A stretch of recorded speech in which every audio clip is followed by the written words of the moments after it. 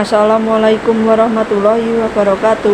Kami dari kelompok 4 dengan anggota Lutfi Imania, Putri Pramudianingrum dan Rima Wahyu Triwidiastuti dari kelas 11 Agribisnis Ternak B akan sedikit menjelaskan tentang sejarah lahirnya VOC beserta dengan kebijakan-kebijakannya.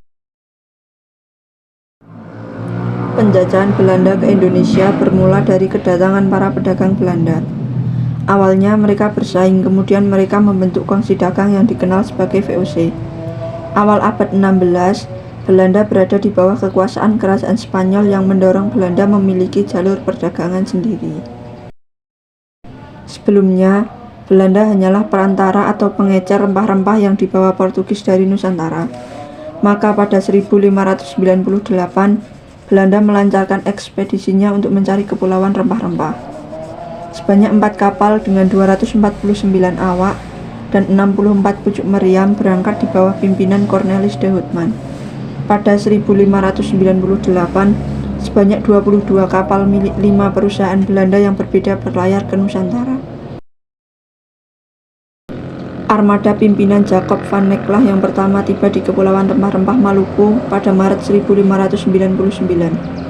Kapalnya kembali ke Belanda pada 1599 sampai 1600 dengan mengangkut banyak rempah-rempah. Keuntungan yang diperoleh mencapai 400%. Banyaknya keuntungan itu memikat Belanda. Namun persaingan yang dilakukan para pengusaha Belanda itu tidak sehat. Harga naik dan terlalu banyak pengiriman ke Eropa. Keuntungan yang dihasilkan pun terlalu kecil. Pada 1598, Parlemen Belanda mengusulkan perusahaan yang saling bersaing itu digabung menjadi sebuah kongsi dagang. Maka pada Maret 1602, terbentuklah Perserikatan Maskapai Hindia Timur yaitu VOC. 6 wilayah di Belanda punya perwakilan atau majelis di VOC. Setiap majelis punya sejumlah direktur. Jumlah direktur ada 17 dan disebut sebagai De Heren 17 atau Tuan-Tuan 17. Markas VOC terletak di Amsterdam. Oleh karena itu, Amsterdam dapat jatah 8 dari 17 direktur. VOC memiliki hak istimewa atau hak oktori. Hak oktori yang dimaksud memberi kewenangan bagi VOC untuk melakukan monopoli perdagangan rempah-rempah di wilayah antara Tanjung Harapan sampai Selat Magellan termasuk Nusantara. Merekrut pegawai atas dasar sumpah setia, membentuk angkatan perang, melakukan perang, membangun benteng, mengadakan perjanjian di seluruh Asia, mencetak dan mengeluarkan mata uang. Di awal kedatangannya, VOC sibuk memerangi Portugis yang datang lebih dulu. Begitu juga perlawanan dari penduduk lokal.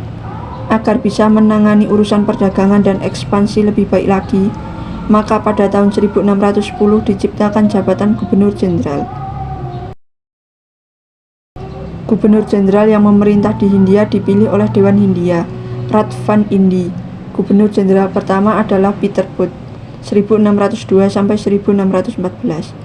Mulai tahun 1610, kegiatan Belanda di Asia dikendalikan oleh Gubernur Jenderal. Di Nusantara, selama 3 masa kepemimpinan Gubernur Jenderal pertama, VOC bermarkas di Ambon. Meski menjadi pusat rempah-rempah, Ambon tak masuk dalam jalur perdagangan Asia yang strategis. Maka untuk mendekatkan markas VOC dengan wilayah dagang lainnya, mulai dari Afrika sampai Jepang, VOC memindahkan pos perdagangannya ke Banten pada tahun 1610. Di timur Banten, Pangeran Wijayakrama menyambut perdagangan VOC dan para pedagang dari belahan dunia lain. Maka pada 1611, Gubernur Jenderal Pieter-Both mengadakan perjanjian dengan Pangeran Wijayakrama untuk memanfaatkan Jayakarta dan pelabuhan Sunda Kelapanya. VOC membeli sebidang tanah seluas 50 x 50 vandem.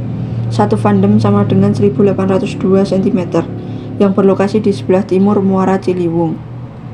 Tanah ini menjadi cikal bakal Batavia yang menjadi pusat kekuasaan VOC di Nusantara. VOC menerapkan berbagai kebijakan monopoli seperti ekstirpasi, yaitu pemusnahan komoditas tertentu oleh VOC jika harga barang sedang jatuh, sehingga komoditas tersebut tetap langka dan berharga mahal.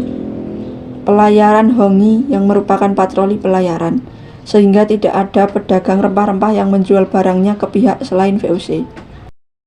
Verliebte Leverantie ialah penyerahan wajib berupa komoditas tertentu dengan harga yang sudah ditentukan, dan Pringerstelse, yaitu kewajiban penduduk Priangan untuk menanam komoditas kopi dan menjualnya kepada VOC dengan harga yang sudah ditentukan.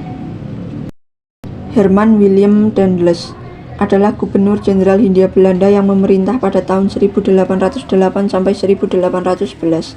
Ketika Belanda berada di bawah pengaruh Prancis. Tugas utama Daendels adalah mempertahankan Hindia Belanda dari kemungkinan serangan Inggris yang saat itu sedang berperang dengan Prancis. Untuk itu, Daendels melakukan beberapa kebijakan di beberapa bidang.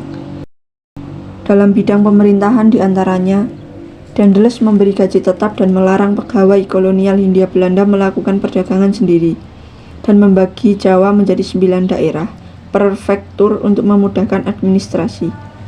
Dalam bidang ekonomi diantaranya memberlakukan Verliebte Leverantie, yakni kewajiban yang dibebankan kepada rakyat Jawa untuk menjual barang hasil bumi seperti kopi dan tembakau kepada pemerintah Belanda dengan harga yang dipatok tetap, dan mewajibkan kerja rodi untuk pembangunan jalan. Dalam bidang peradilan diantaranya mengadopsi sistem hukum Kode Napoleon dari Prancis yang merupakan hukum sipil yang sampai saat ini masih berpengaruh sebagai dasar sistem peradilan di Indonesia, terutama sistem peradilan umum yang meliputi penanganan perkara pidana dan perdata. Sedangkan dalam bidang pertahanan, yakni membangun benteng untuk menahan kemungkinan serangan Inggris, membangun jalan anyar Panarukan untuk memudahkan pergerakan pasukan, dan membangun infrastruktur militer seperti benteng, barak, dan sekolah militer. Sekian penjelasan dari kami. Apabila ada kurang dan lebihnya mohon maaf. Wassalamualaikum warahmatullahi wabarakatuh.